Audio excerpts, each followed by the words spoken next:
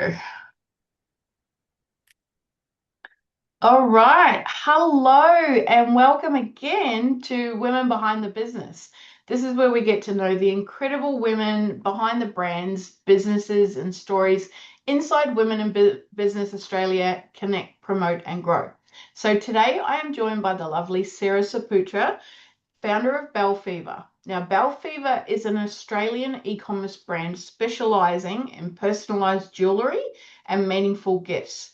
And since launching in 2012, Sarah has served customers around the world with custom-made jewellery designs to celebrate family, milestones, relationships, memories, and loved ones.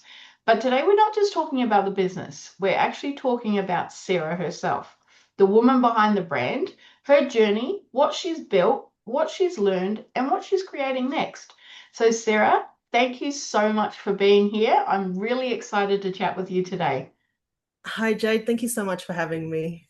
You're so welcome. All right, let's get straight into it.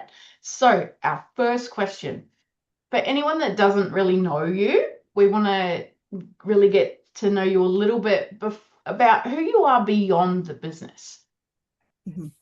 Well, I'm a mum of four, so I have four kids, three boys and a girl. My oldest is 21, 20, 18, and my youngest daughter is 15. So her name is Isabella, so Belle Fever was named after her. I love that. Yeah, so Belle Fever, we do personalized jewelry, and it started mainly as a desire to create meaningful gifts, but it's grown into a business that helps people celebrate and also remember and honor loved ones. We have a lot of customers that we create memorial pieces for. Um, yeah, it's like through business itself, it's one of my babies as well. So I have five kids, I would say, Yeah. and I learned through business and motherhood and my faith. And I also learned that success isn't just about growth; it's about like the impact that we have. And yeah, I really, really love creating personalized jewelry at Belle Fever. Oh, that sounds amazing. I can't actually wait to have a look at your pieces. So we Oh, will share something a little bit later on. We'll set some links in the comments so people can actually connect with you and check out your jewelry. So take us back to the beginning. So what really inspired you to start Belle Fever in 2012? well, I realized that people weren't just buying jewelry; they were buying meaning. Mm. And um, I've always wanted a name necklace ever since I was a child because my Christian name is Zephora, so nothing really had my name on it at all. And they were quite expensive back in the day, so I couldn't really get one. My parents wouldn't get me one. So when I finally did get one, it was sterling silver, and I tarnished it straight away. So I Mm. found out my skin was very acidic, so it was quite sad that I really wanted one and I didn't actually get to have it for long. But yeah, I just my husband's family they create medals. So they formulate medals and they created a name necklace for me, and I was just wearing it at my kids' school, and yeah, parents were asking me about it. So it just grew from there. And yeah, that's how we started Belle Fever, I guess. Wow, yeah.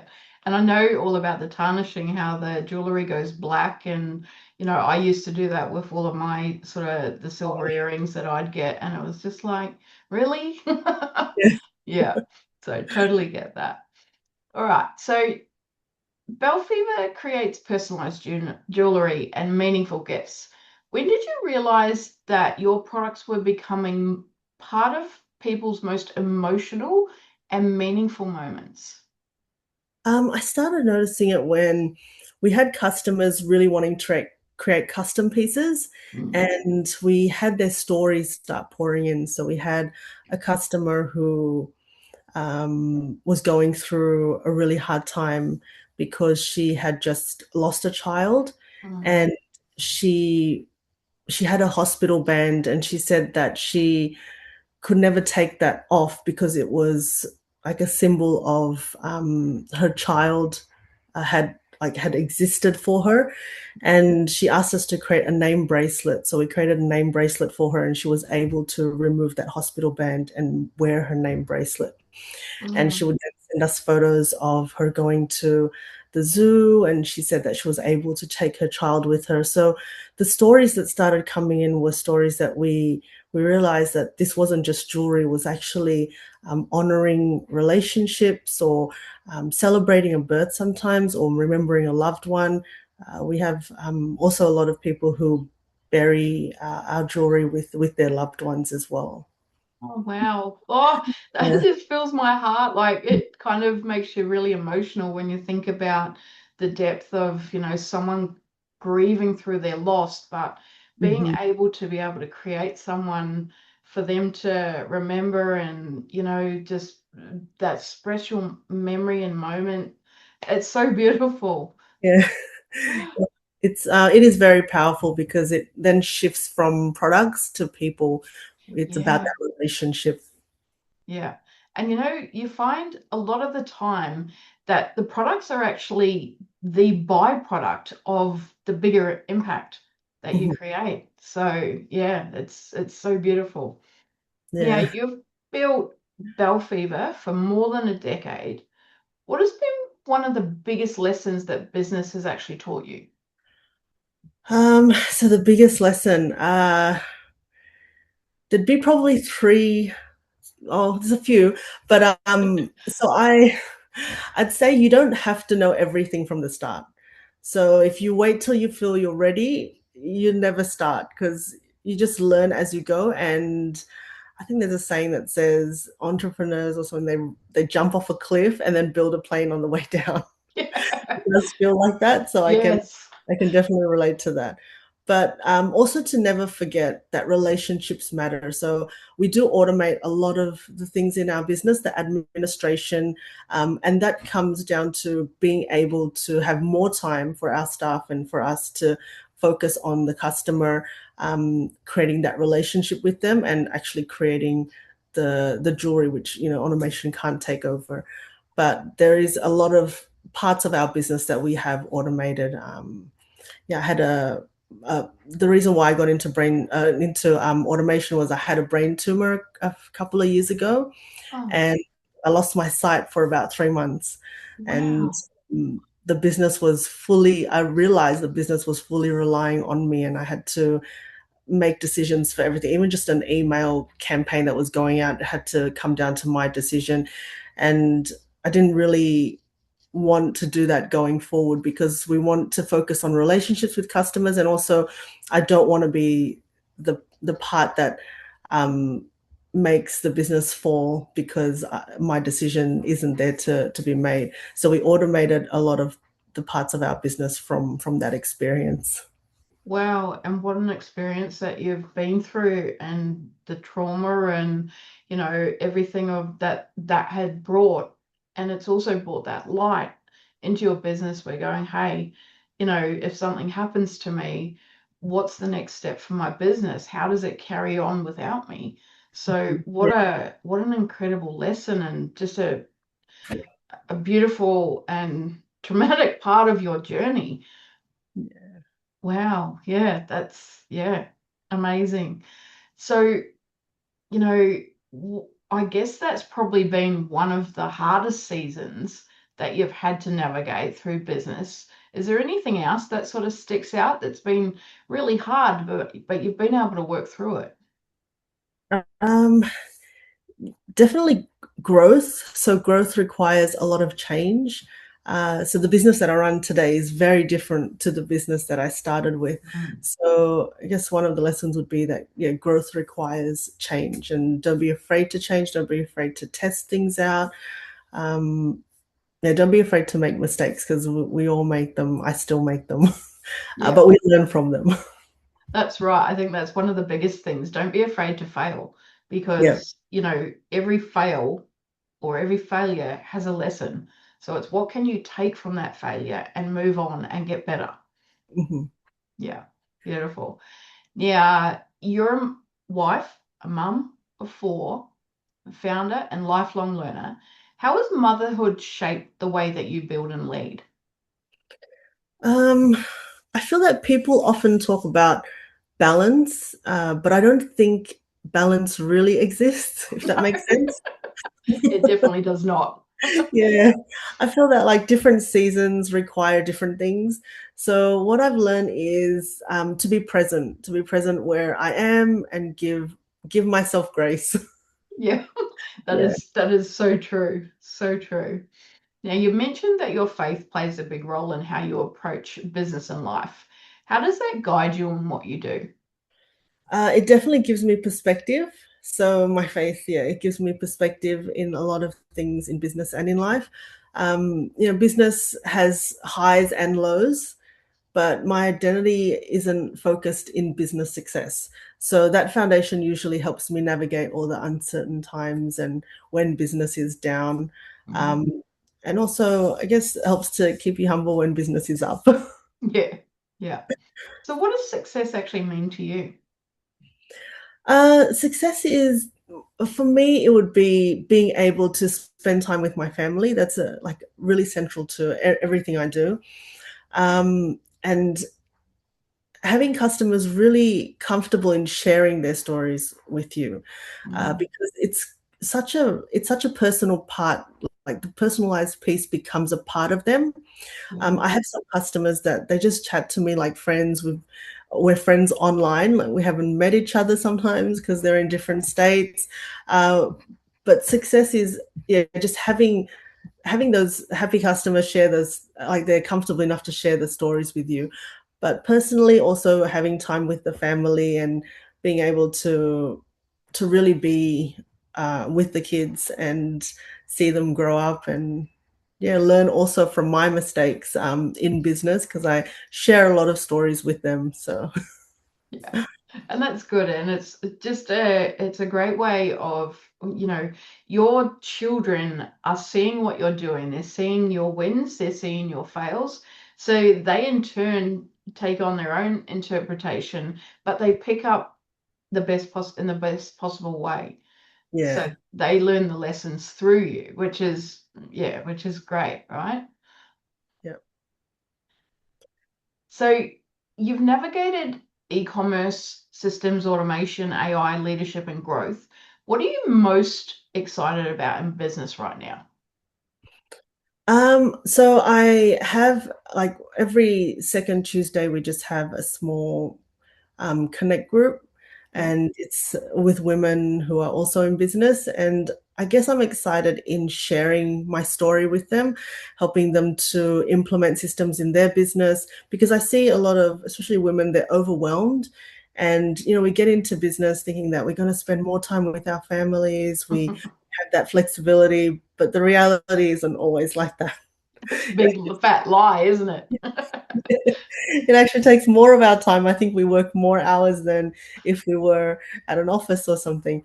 So I'm passionate about helping women now to be able to put in those systems so they're not overwhelmed and they can have more time and focus on their genius zones because we all have our own genius zones. Mm, And if all the clutter of administration and things that we don't enjoy as part of the business takes that time away, then that genius zone that we have, the passion that we had for starting the business can go dim. So, yeah, I just, that's my passion at the moment. yeah. So that kind of sort of leads into the next question is that would be your founders, right?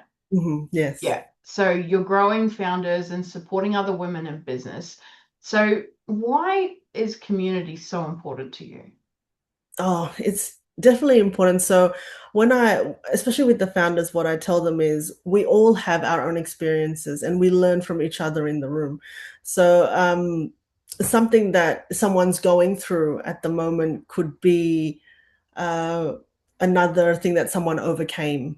So Mm, we can learn from the footsteps they took and the experiences they've had.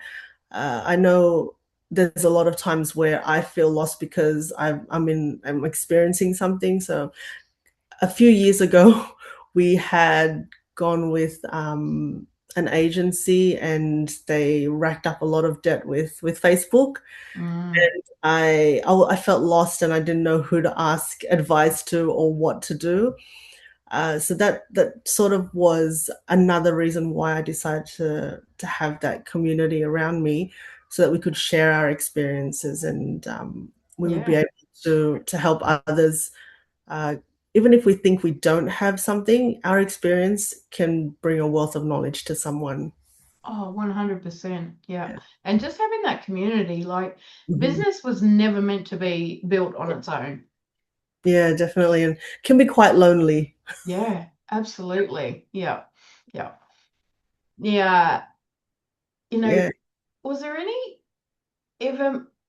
was there ever any moments that you might have nearly gave up? Thought. Oh, a lot of times. A lot of times. So I almost decided to close down when we tried to do something like party planning. Yeah. So we tried to do something offline, and we had like a party planning model, and we were losing so much more money than making. Yeah. And yeah, we decided, oh, this isn't working. And I really built a connection with the ladies that joined, and I didn't really want to close it down, but we couldn't sustain, and I Mm. felt like I just wanted to close down the whole thing. Yeah. Um, yeah, it's like a roller coaster, up and down. Even when we had that massive debt with Facebook, again, I felt like I wanted to close down. Uh, but on the bright side of that, when I was preparing myself to close it down, I also um, subconsciously didn't know I was doing it, but I sort of started cutting off all the expenses that we didn't need, and Mm. it helped us to become more profitable in doing that. So that whole experience, we didn't end up closing down, obviously, but Obviously, yep. yeah, but it helped us to cut down unnecessary expenses, because throughout business, as we go on, we start adding, another app, or we start adding another service that we think we need, but we don't really need. So you just end up accumulating so many things, and every month your monthly expenses ends up really high, and it doesn't match the the revenue that comes in, because revenue is fluctuating and the expenses seem to stay the same. Yes, So, exactly. Yeah. yeah. And what So, a great point. Like yeah. it really is to actually look at, excuse me, to look at, what you don't actually need, because like you said, it accumulates.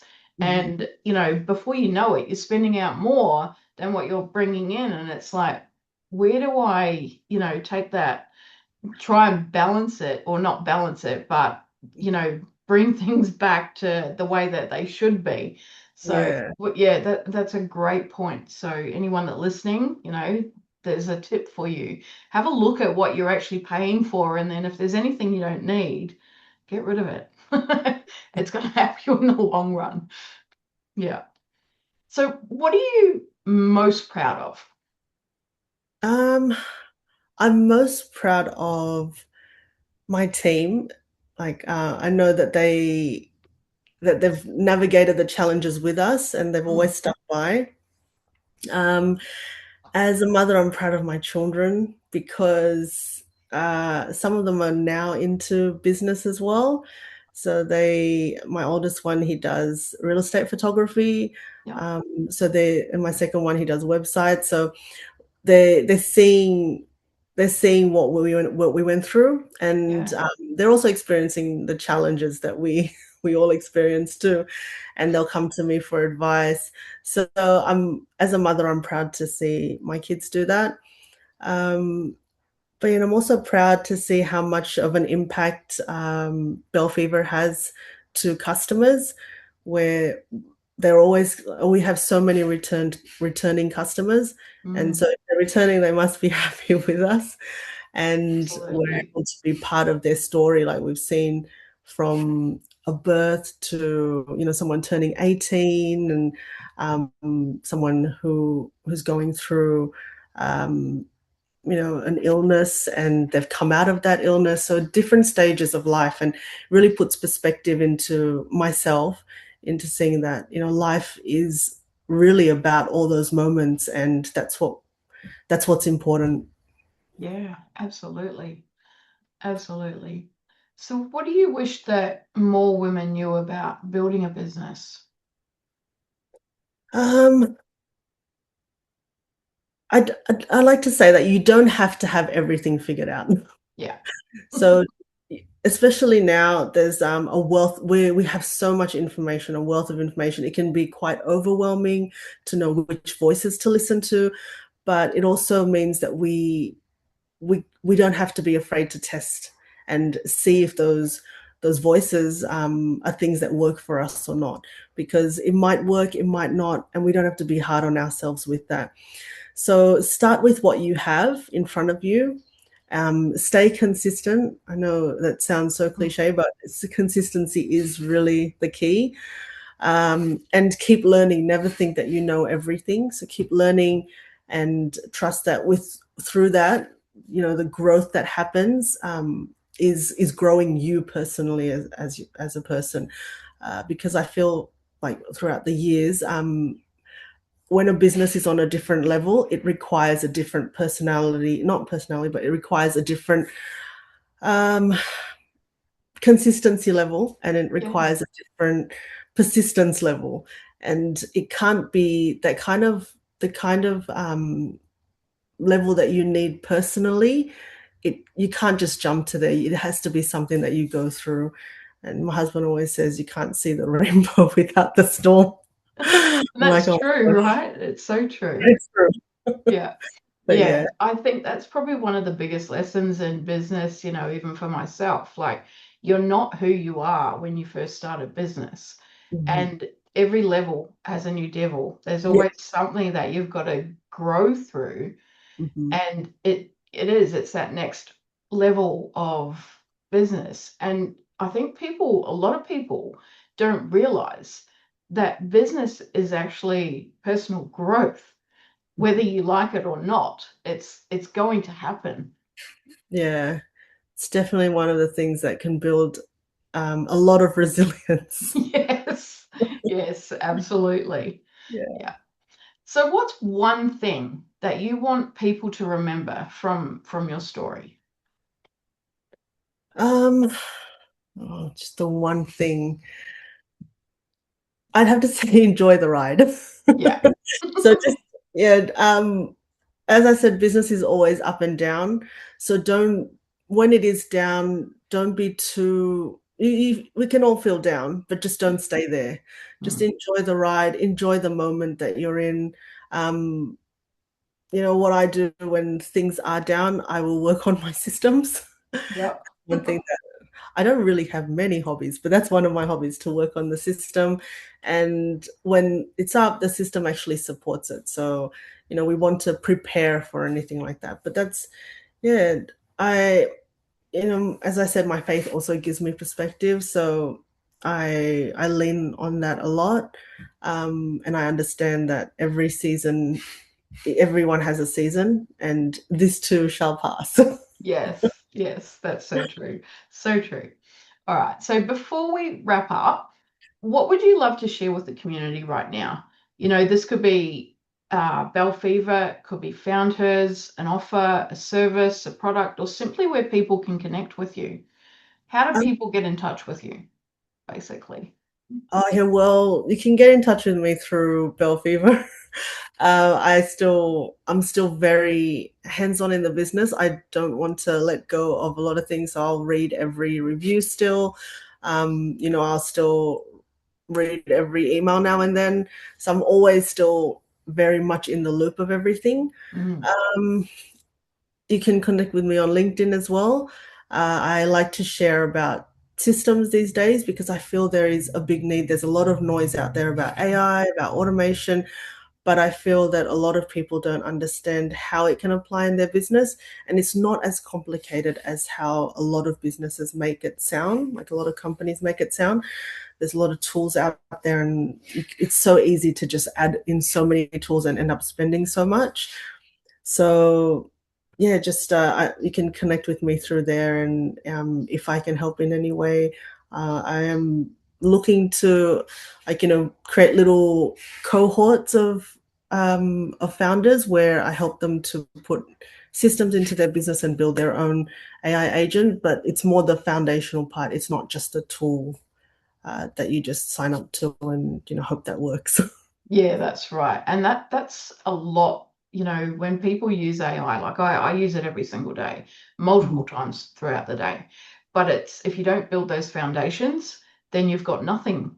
The ground is very shaky, right? You're going to get generic, you're going to get, things that aren't going to work properly because you haven't fed it the Mhm. foundations, you haven't built those foundations. Yeah, really. My biggest concept is the AI brain.